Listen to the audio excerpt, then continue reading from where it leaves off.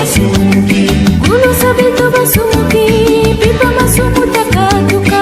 Fumukisa, kuno sabeto basumuki. Kuno sabeto basumuki, kikanda ya zambita yangalala.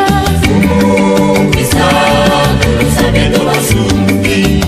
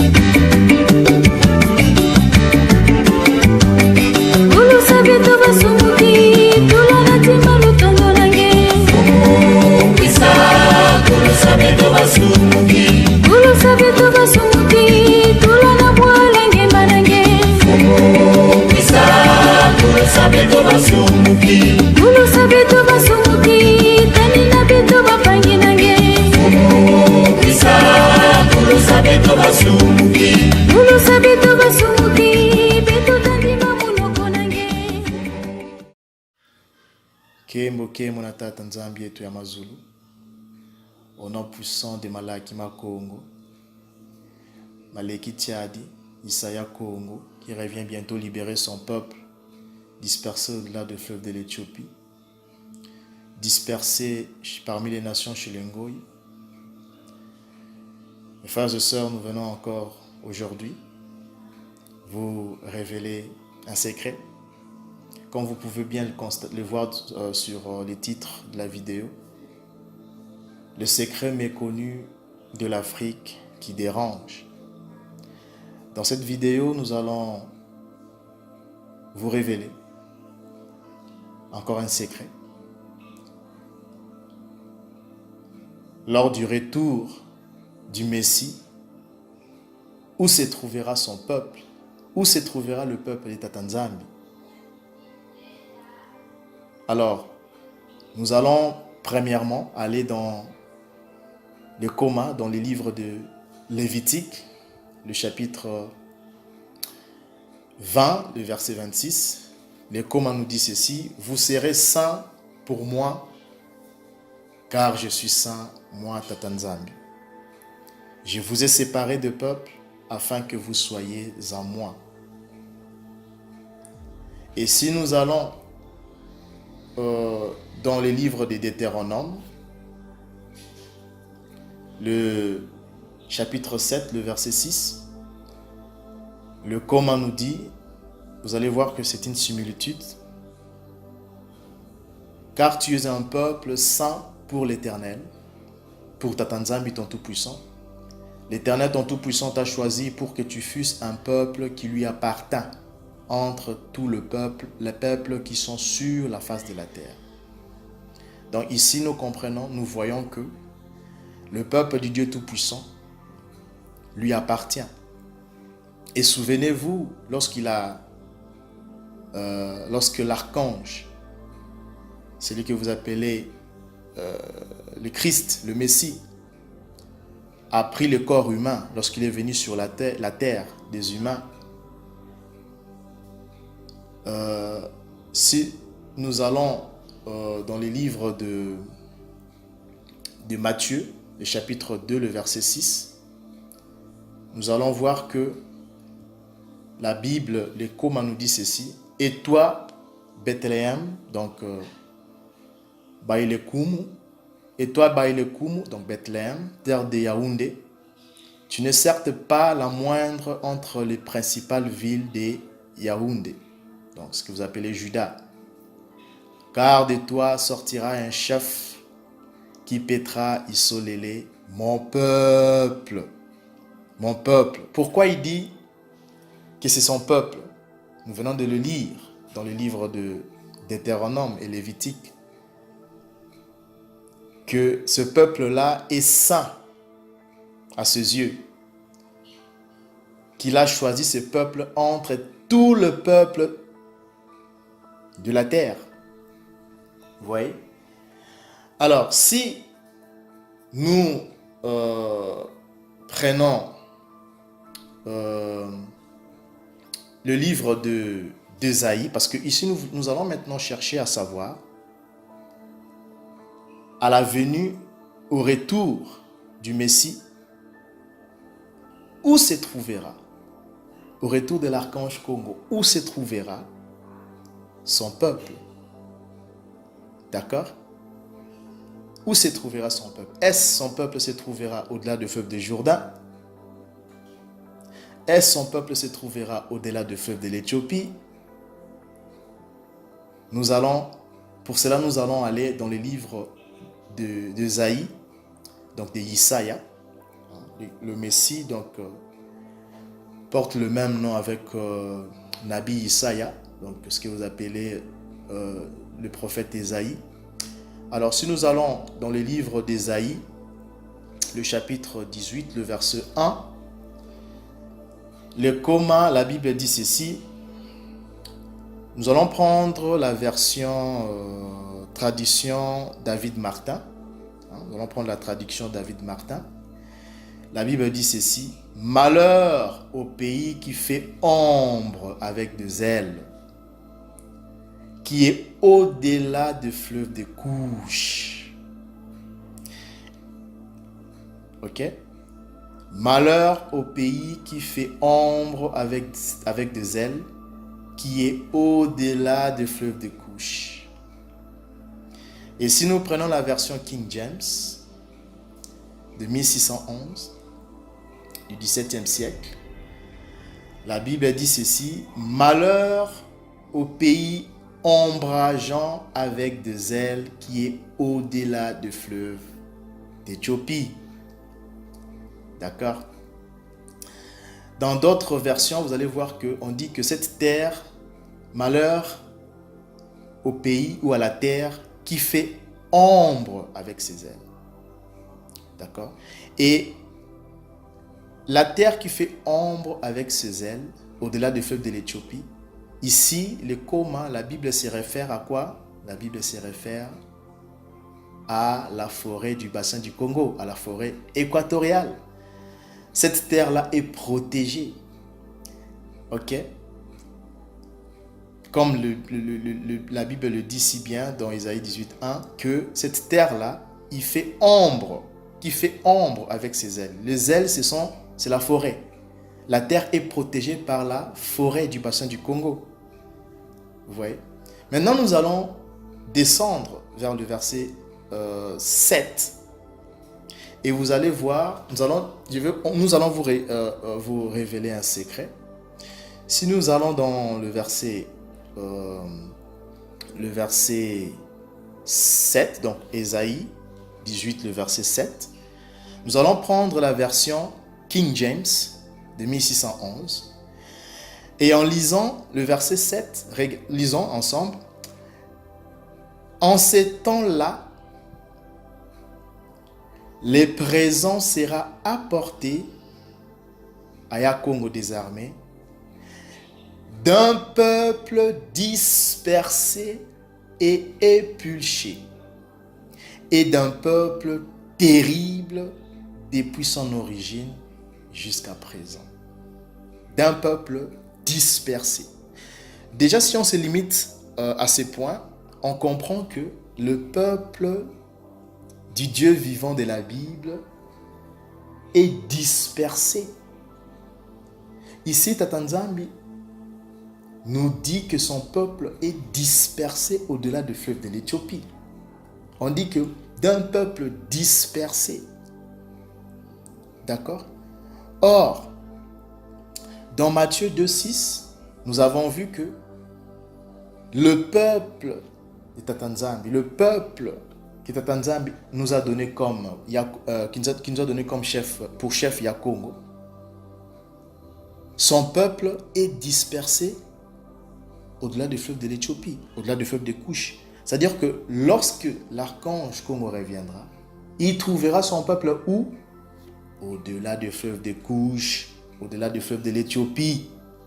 Et dans Ésaïe 18:1, on nous montre, on nous dit que cette terre-là, cette région-là, c'est une terre qui fait ombre avec ses ailes, et l'ombre avec ses ailes veut dire tout simplement la forêt du bassin du Congo, ou en d'autres termes, la forêt équatoriale.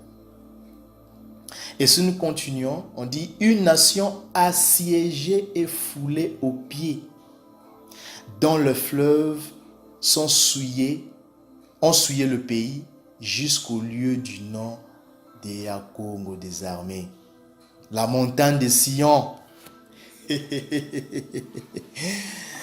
Vous voyez? Donc là, nous sommes dans la version King James. Et nous voyons une similitude.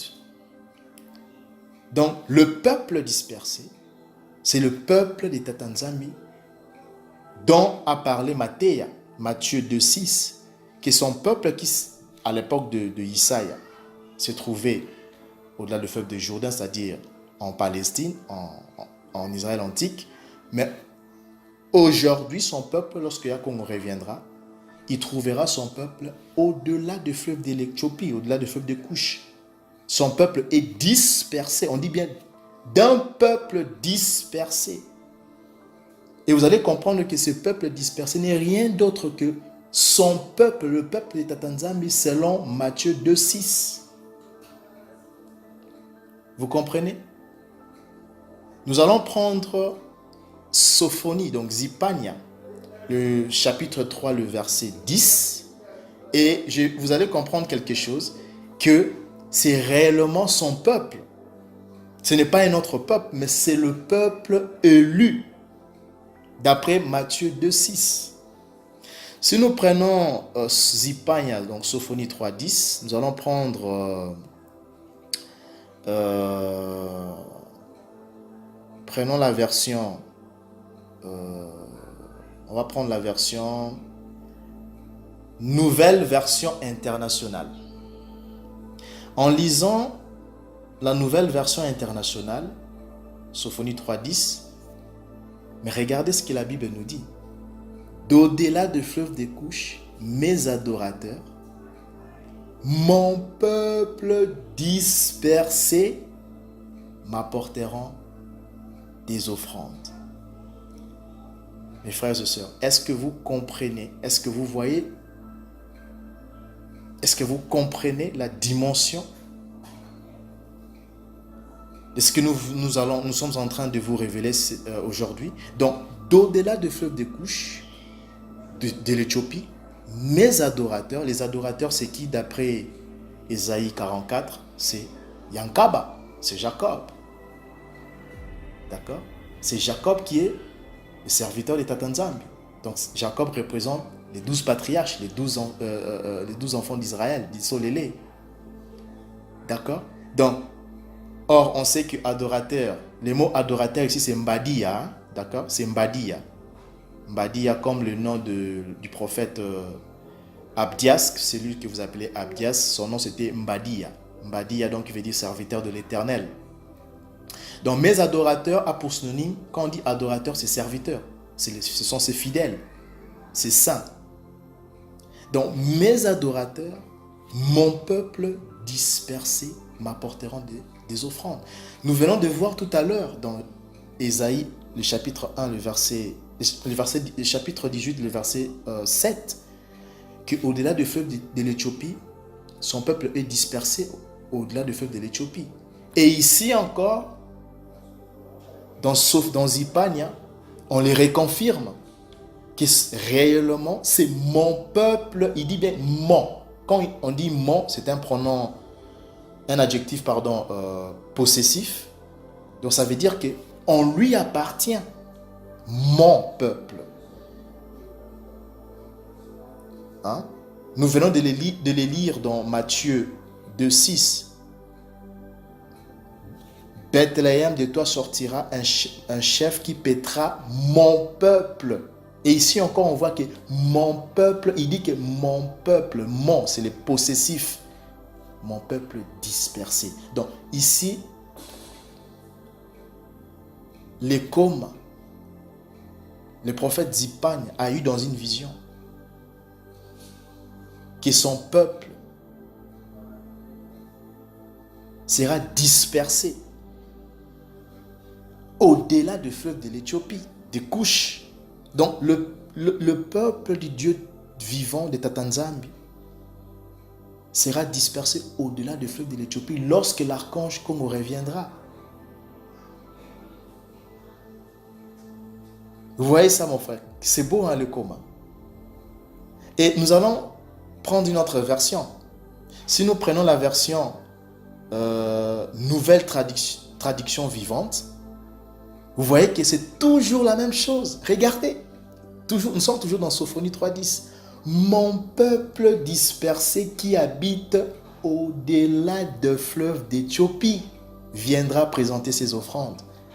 Mais réveillez-vous, mes frères et sœurs. Réveillez-vous, peuple Lubantou. Vous êtes les Hébreux israélites de la Bible. C'est vous. Ne suivez pas ces pasteurs du christianisme édomite, hein, qui vous prêchent au nom l'Israël spirituel. Ici, la Bible est claire. Le commun est clair. Mon peuple, il ne s'agit pas ici de l'Israël spirituel. Mais réveillez-vous, en fait. Mon. Quand on dit mon, ça dit que vous m'appartenez. C'est l'appartenance. Mon peuple. Dispersé. On ne peut que disperser un peuple chassé. Les Bantous ne sont pas les autochtones de l'Afrique centrale, de l'Afrique subsaharienne. Nous avons connu de migration, nous les Bantous. Nous sortons de la Palestine, de l'Israël antique. C'est de là où viennent les Bantous, proviennent les Bantous. Vous demandez les Bakongo, ils vous disent la même chose, que nous venons de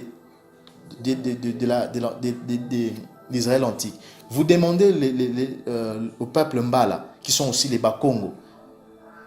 Parce que quand on dit les Bakongo, c'est un vaste territoire. C'est un vaste peuple qui regroupe le sud du Gabon. Vous prenez le Congo-Brazzaville, le Congo-Kinshasa, vous prenez le nord de l'Angola. Et aujourd'hui, ce peuple se retrouve dans ces trois Congos, dans le Congo-Angola, qu'aujourd'hui qu'on appelle Angola, le Congo-Brazza, le Congo-Kinshasa, une partie du Gabon et même le sud du Cameroun.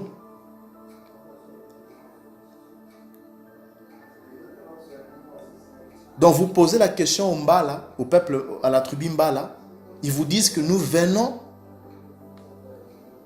nous sortons de l'Israël antique.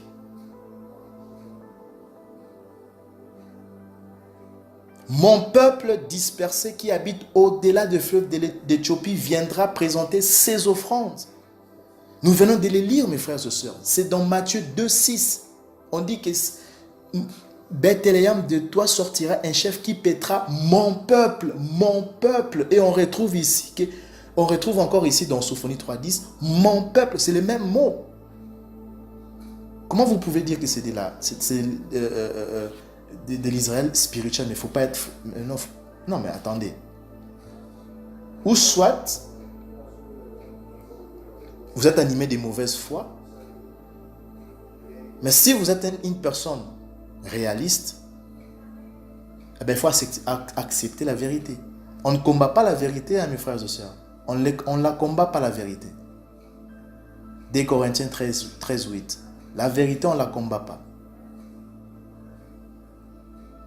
Et nous allons prendre encore une autre version. Hein.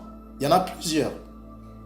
Plusieurs. Et là, on voit la similitude entre Sophonie 3.10 et Ésaïe 18, le verset 7. Vous voyez la similitude? Et la similitude aussi avec Matthieu 2.6. Vous voyez la similitude? Nous allons encore prendre une autre version. Prenons la version Vulgate.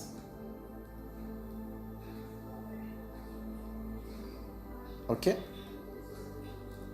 Mais avant de prendre la version Vulgate, j'aimerais que nous prenions la version Bible chrétienne standard. Prenons la version Bible chrétienne standard Et on a toujours la similitude, la ressemblance. Regardez. Mais comment vous pouvez dire que ça c'est de la mauvaise foi, mes frères et sœurs? Dire que le peuple qui se trouve au-delà du fleuve de l'Éthiopie, c'est l'Israël spirituel, ou soit on est con, soit on est animé de mauvaise foi. Mais il faut voir la réalité en face, mes frères et sœurs. La Bible est claire. D'au-delà des rivières des couches, les suppléants, c'est les adorateurs, c'est les saints, les fidèles. Donc mes suppléants, mes adorateurs, mes serviteurs, mes saints, mon peuple, on retrouve toujours mon peuple, les possessifs, mes frères et sœurs. Mon peuple dispersé m'apportera une offrande. Là, nous sommes dans la 3e version de Sophonie 3.10. Nous avons pris 3 différentes versions et nous voyons que c'est pareil. C'est pareil, mes frères et sœurs. Nous allons prendre maintenant une version bien ancienne. Prenons la version Vulgate. Vous savez que la Bible Vulgate, c'est la Bible romaine. Hein? Là, nous sommes dans le paléo-latin. D'accord? Nous allons prendre la version Vulgate qui a été écrite au 4e siècle. Vous vous imaginez, au 4e siècle après le Messie. D'accord? Au 4e siècle, s'il vous plaît. Au 4e siècle. Et vous allez voir qu'il y a toujours de la ressemblance avec les 3 différentes versions que nous venons de lire sur Sophonie 3.10.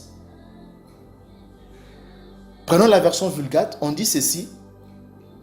Donc vous allez utiliser, nous allons utiliser Google Traducteur pour traducteur pour traduire du latin en français. Et qu'est-ce que nous voyons?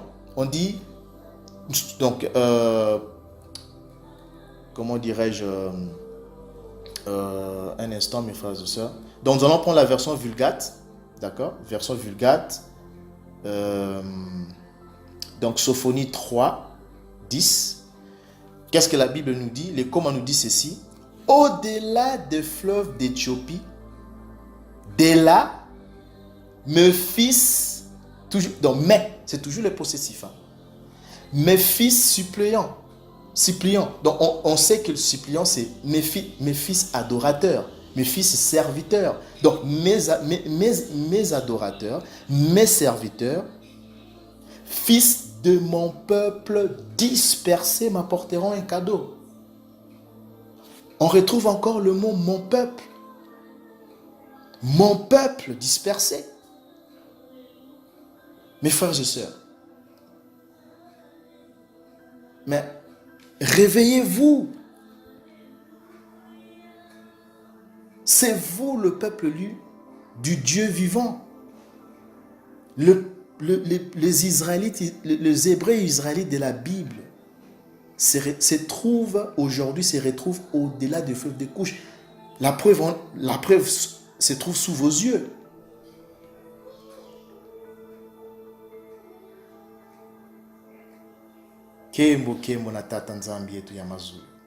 Réveillez-vous, mes frères et sœurs, il est grand temps. Il est grand temps de vous réveiller. Il est grand temps. La Bible dit dans le livre de Daniel 12, 4, au temps de la fin, la connaissance augmentera. Et lorsque nous lisons Jean 8, 32, la Bible nous dit que la vérité vous rendra libre. La vérité vous rendra libre, vous affranchira.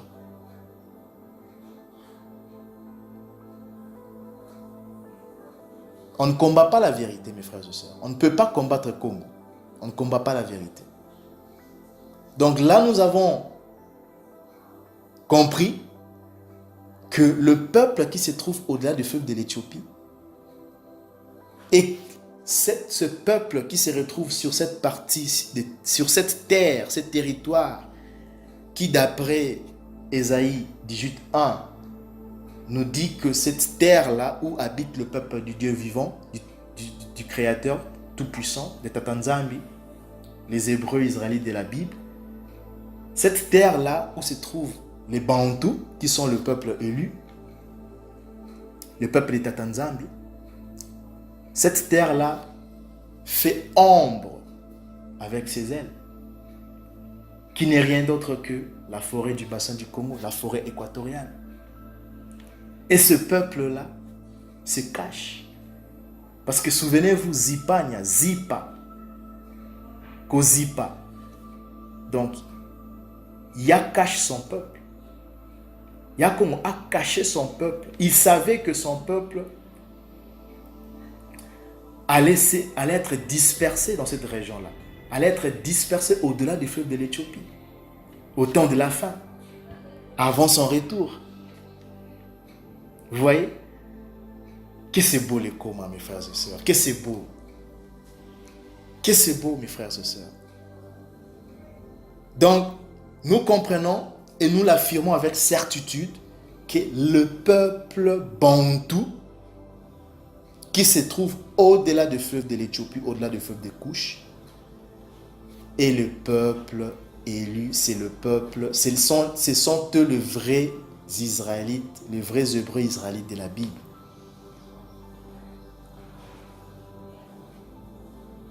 Il n'y a rien, c'est clair, mes frères et sœurs. Ici, dans tout ce que nous venons de lire, c'est clair. Il n'y a même pas à discuter. C'est clair. Le débat est clos. Le débat est clos. Et nous allons, je vais vous révéler encore un secret. Nous allons lire un livre et nous allons essayer de faire le parallèle avec ce que nous venons de lire avec la Bible. Nous allons lire un livre parce que ici nous comprenons que ce qu'avait dit l'abbé Proyard dans son livre, l'histoire de Luango, de Luango, Kakongo et autres royaumes, on a compris que l'abbé Proyard avait raison. L'abbé Proyard avait raison. Hein? Lorsqu'il dit que le peuple, le Bakongo, donc le peuple élu, hein, le Bakongo, donc dans le royaume Congo, le peuple dont les Bakongo parlent le paléo-hébreu, eh ben, il a totalement raison. Hein? Lorsque vous prenez le livre d'abbé Proyard à la page 183, l'abbé Proyard affirme et dit que le Bakongo parle le paléo-hébreu, le paléo-latin et le paléo-grec. Vous comprenez ça, mes frères et sœurs? Donc, il avait raison. L'abbé Proyard avait raison. Et aujourd'hui, nous allons lire un autre livre. Nous allons prendre un livre qui s'intitule A Tribute for the Negro. Ce livre a été écrit au 19e siècle, en 1848, par William Amstead, sur le royaume. À la page 65 et 66, nous allons lire, il va parler sur le royaume Congo, le royaume Luango, et vous allez être surpris. Nous allons lire ensemble. C'est en anglais, mais nous allons utiliser Google Traducteur pour les francophones. Alors, la Bible, pardon, pas la Bible, mais disons, le livre de Wilson Amstead dit ceci. A remarkable fact in the history of Luango in the Empire of Congo is that the country, according to a statement which was fully credited by Oldendorp himself, a writer of most correct judgment and of unimpeachable veracity, contains many Jews settled in it. Ça, c'est la page 65. Et dans la page 66, who retain their religious rights and the distinct habits which keep them isolated from other nations. Though they're separate from the African population, they are black and resemble the other Negroes in every respect as to physical character.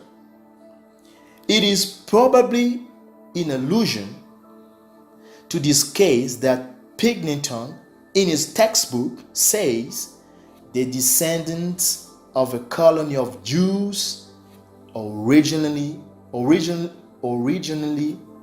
from Judea settle on the coast of Africa are black. Et nous allons prendre la traduction en français pour ceux qui ne parlent pas anglais. On va prendre la traduction en français pour les sceptiques. Voilà, nous avons la traduction qui est là. Donc, ce livre a été écrit. Procurez-vous ce livre, c'est un livre, un très bon livre et qui a beaucoup de secrets. Voilà, A Tribute for the Negro, page 65, page 66, écrit par Wilson Amstead en 1848. Voilà la traduction. Un fait remarquable dans l'histoire des Luango, dans l'Empire de Congo, dans le royaume Congo, est que le pays, selon une déclaration qui a été entièrement créditée par Oldendorp, lui-même un écrivain du jugement, les plus corrects et d'une véracité irréprochable, contient de nombreux juifs établis en elle. De nombreux juifs établis en elle, mes frères et sœurs, qui conservent leurs rites religieux et les habitudes distinctes, qui le maintiennent isolé des autres nations.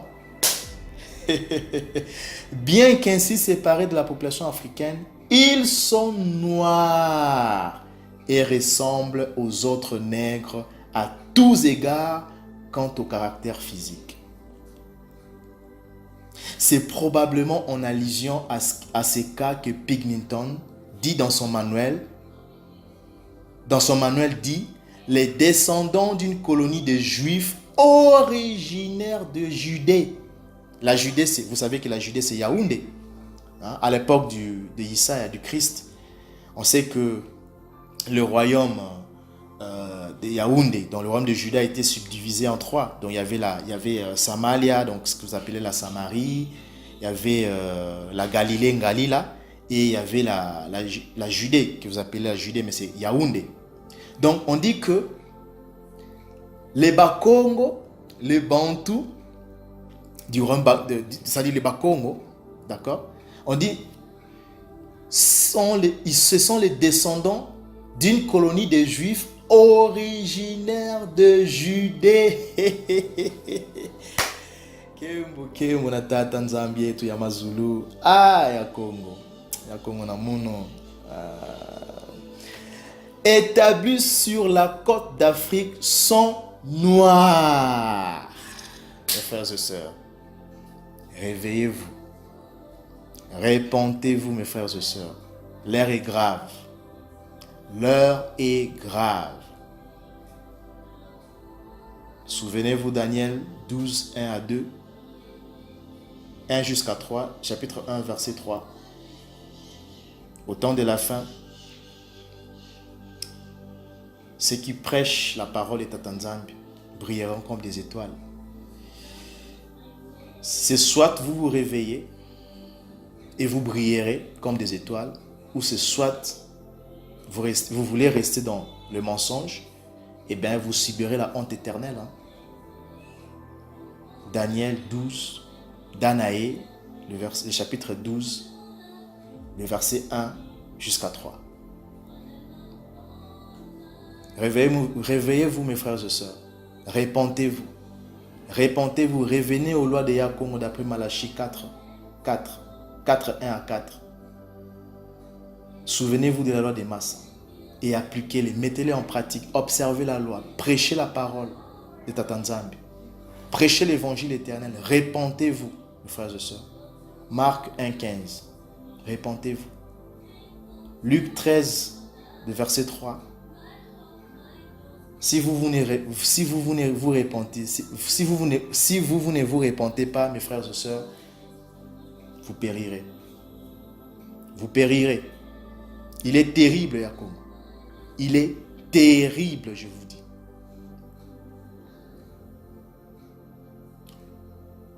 Délaissez vos péchés. Proverbe 28, 13 à 14. On vous a révélé même le nom du livre de prophète, le nom du livre de Proverbes. Masala.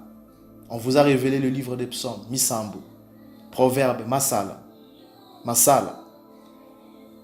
Réveillez-vous, mes frères et sœurs. Il est temps de vous réveiller. Regardez ce qui se passe dans le monde. Et donc, croyez que avec la levée des restrictions du Covid, que la vie allait reprendre son cours normal, comme ce fut le cas en 2019-2018.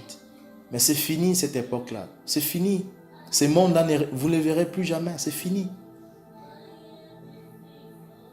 Après le Covid, c'est la guerre maintenant. Russie-Ukraine. C'est la guerre, mes frères et sœurs. Et donc, ne comprend pas. On vous a révélé, mes frères et sœurs, à travers des vidéos. On vous l'avait dit. Regardez nos vidéos. Allez sur notre site, sur notre chaîne YouTube. On vous l'a révélé sur nos vidéos. Si vous allez dans notre chaîne, vous allez voir The Beginning of Pain for Edom. Nous l'avons fait à deux parties. La première partie, la deuxième partie. Ce n'était que le début. Vous avez vu ce qui s'est passé au Capitole lors des élections Trump et Biden. Edom s'est fait détruire du jour au jour.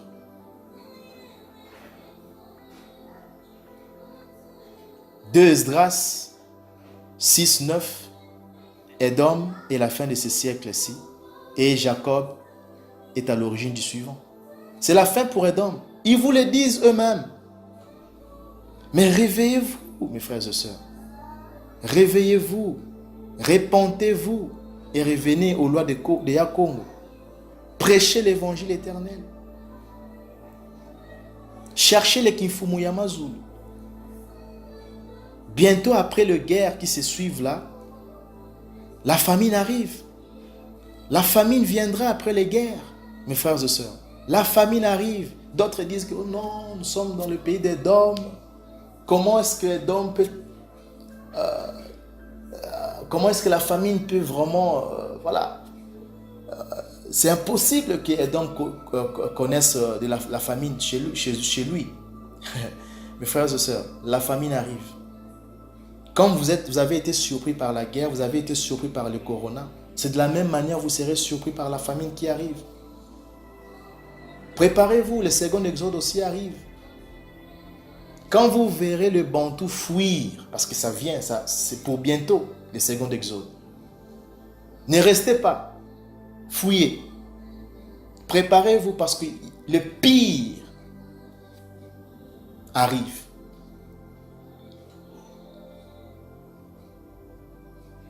Le pire arrive, mes frères et sœurs. Repentez-vous, revenez aux lois de Jacob. Donc, pour aujourd'hui, nous avons voulu vous révéler encore, vous donner ces secrets. Et vous avez compris, vous avez vu qu'il n'y a pas un nombre de doutes. Il n'y a plus aucun nombre de doutes. Il n'y a plus aucun nombre de doutes concernant le peuple qui se trouve au-delà du fleuve de l'Éthiopie. Donc c'est l'Israël de la Bible. Donc les Bantous sont les vrais Israélites, les vrais Hébreux israélites de la Bible. Très prochainement, nous reviendrons encore avec de grandes révélations. Nous viendrons encore vous révéler, vous donner des secrets